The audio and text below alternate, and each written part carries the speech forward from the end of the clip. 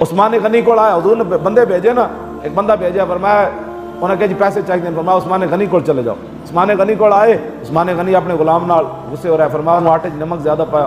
وہ بندہ کہنے لگا جڑے آٹے نمک تے لڑ رہا انہیں مینو کی دینا ہے۔ واپس چلے گئے حضور دی بارگاہ، انہیں کہا حضور جس بندے کو تسی مینو بھیجا وہ بندہ تو بالکل پیسہ لان دا روادار ہی کوئی نہیں، وہ تو نمک تے لڑ رہا ہے۔ حضور نے فرمایا دوبارہ جاؤ۔ جب دوبارہ گیا تو عثمان غنی اپنے غلام سے تلخ ہو رہے تھے، دیے میں تیل زیادہ ڈالا، وہ نیچے گرا ہوا تھا، تھوڑا ڈالنا تھا نا، وہ ضائع کر دیا آپ نے۔ انہوں نے کہا یہ نہ کی دیڑے جی، یہ جڑے دیے تھے تیل تو لڑ رہا، نمک تو لڑ رہا۔